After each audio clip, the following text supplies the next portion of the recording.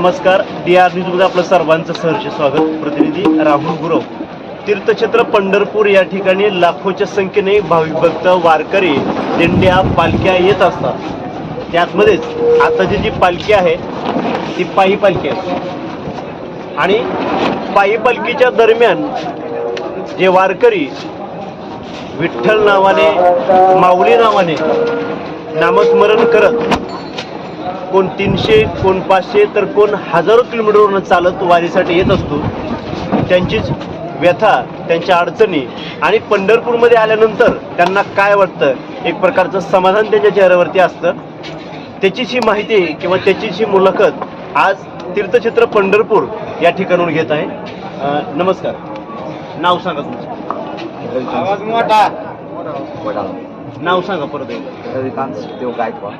वडाचं नाव आहे. शाबू कमी दिला का घ्यायला? जरा मोठ्यानं बोला. रविकांत देव गायकवाड, वडा, तालुका नेवासा. आम्ही इथून आलेलो आहे. संत सेना महाराज पायी दिंडी 16. किती वर्षापासून पार आहे तुमची? 8 वर्षापासून. 8 किती? 8 वर्षापासून वारीने एवढा आवाज हळू. माईक दारा जवळ आपला आवाज क्लिअर येत नाही. माईक दारा आपला. मला सांगा, तुम्ही इतक्या वर्षापासून वारी करताय, आज आपल्या वारीमध्ये किती लोक आहेत? 200-250 लोक आहेत. सगळं कोण बघतं हे वारी? आणि नाव सांगा की कोण करते? जवळजवळ सगळेच कमिटी मदत जेवढी दिंडीत असते. तुमच्या कमिटीचं नाव काय? संत सेना महाराज पायी दिंडी 16. मी काय विचारतो माहिती आहे का, आज घरातले आपल्या 5 माणसं घेऊन जायचं म्हटलं तर आपल्याला देव दिसत. आज 200-250 माणसं घेऊन आपण गावातून हल्ल्यापासून पंढरपूरमध्ये दर्शन घेऊन त्याच्या घरापर्यंत सुखरूप सर आपली जबाबदारी असते. बरोबर आहे? आणि हे सगळं तुम्ही करता येऊन नाही, तुझा का वाट विठ्ठल पांडुरंग करतो. बरोबर आहे? मला सांगा, इतक्या वर्षापासून तुमची परंपरा आहे, या ठिकाणी आला काय वाटतंय नेमकं? खूप मोठं समाधान आहे. खूप मोठं म्हणजे शब्द सांगता येते. मला एक सांगा बरं, आज या माऊली नावात एवढी ताकद आहे. नुसतं माऊली जर म्हणलं वाटणे तर मला वाटतं तुम्हाला कदाचित पाण्याची बाटली, शाबू, केळी कटाळला असेल खाऊन. आला का नाही? मला सांगा, आज या ठिकाणी इतक्या लांबून तुम्ही आलात, एक समाधान काय वाटतं नेमकं? काय म्हणतात त्या विठ्ठलाच्या चरणापाशी तुमचं काय मागणं असतं? समाधान, ते समाधान शब्द सांगतात. एका दुसरा अनुभव सांगता की वारीचा तुमचा, आत्ताचा, गेल्या वर्षीचा? जे आम्ही एक घरातून एक जवळ 250-300 किलोमीटर आम्ही पायी चालतो न थांबता. म्हणजे सगळ्यात मोठा अनुभव सांगितला. आणि घरी राहून येणं म्हणजे दिवसाला गोळ्या घ्यावा लागेल. बरोबर. इथं वाटाने चालताना गोळे सुद्धा लागेल. किती दिवसाचा तुमचा प्रवास आहे वाटत चालता? जवळजवळ 12 दिवसाचा. 12 दिवस. म्हणजे जे माणूस गावात आपल्या 1-2 तास चालू शकत नाही, 12 दिवस चालला. 3 दिवस. म्हणजे पांडुरंग वारी घडवायची म्हणली गडीतूच म्हणा गेली. जे बाया व माणसं बंगल्याच्या बाहेर निघाले, ज्यांनी कधी काही काम केलं नाही, ते आज काही चालते. जवळजवळ 20-25 दिवस. असा आपल्या वारीतले एखादं तरी नाव सांगू की नाही आम्हाला बी कळलं. जवळजवळ सर्व. एका दुसरं नाव सांगा की. हार्ने कंपनी संभाजीनगर. बरं. कधी घराच्या बाहेर नाही निघाले ना. जवळजवळ 250-300 किलोमीटर पायी चालत आहे. विठ्ठलानं त्यांना वारी आणलं मला. शिवाय तिथं येऊन एवढ्या 200-250 लोकांचे भाकरी बनवणं, तेवढे भांडे घासणं, सगळ्याला वाढणं, हे सगळं काम करतं. आणि आता आम्ही ज्यावेळेस आलतो त्यावेळेस तुमचं मस्त भजन चालू होतं, तुमची फुगडी चालू होती, तुमचं अभंग चालू होतं. आणि इथून आमचं बी पाय काय निघणं तुम्हाला बोलले. म्हणजे सांगायचं खरे काय, तीर्थक्षेत्र पंढरपूरमध्ये आल्यानंतर माणूस कुठं रमतो, कुठं हरपतो हे त्याला बी कळत नाही आणि वाजराला बी कळत नाही. आता तुम्ही मगाचपासून त्यांना डवचितो पण त्यांचं काय हात बंद नाही. दंग होऊन जातो. एक थोडक्यात सांगा फक्त की आज तुम्ही वारीला येताय आणि तुम्हीच नाही, वारकरी संप्रदाय संपूर्ण. जर मी तर सकाळपासून म्हणतोय, जर स्वर्ग कुणाला बघायचा असेल तर त्यानं नुसतं पंढरपूर म्हणून नको, तीर्थक्षेत्र पंढरपूर आणि आषाढी एकादशीला यावं. आणि कमीत कमी त्याच्या आयुष्यभर जोपर्यंत आहे तोपर्यंत या ठिकाणी फडकणारी भगवी पताका त्यानं बघितली की स्वर्ग बघितल्यासारखं आहे का नाही. आज पण सकाळपासून तुम्ही किती वेळा नाव ऐकलं माऊली माऊली. गावात नाव घेतोय कोण माऊली.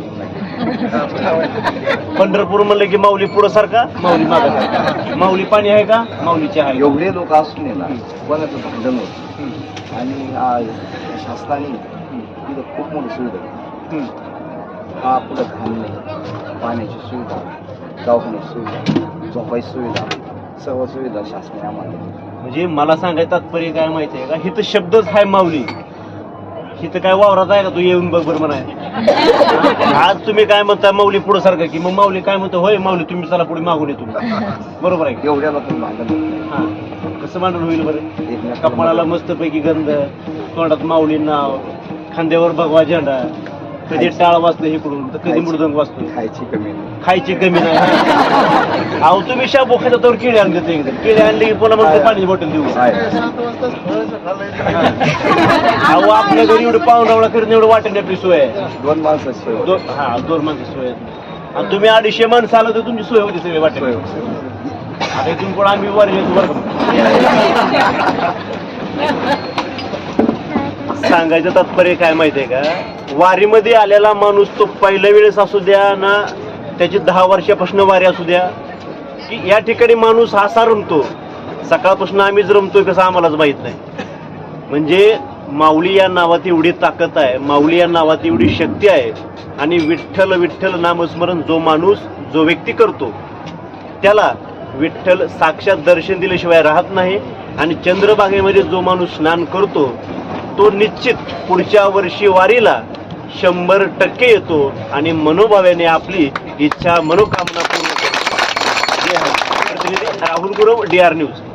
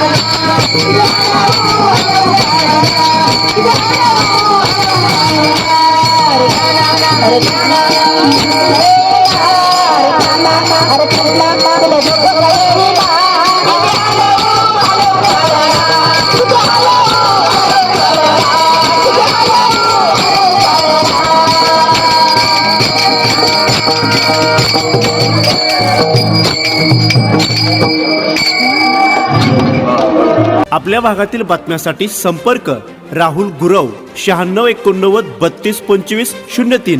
चला तर मग आजच संपर्क साधा आपल्या भागातील बातम्यांसाठी.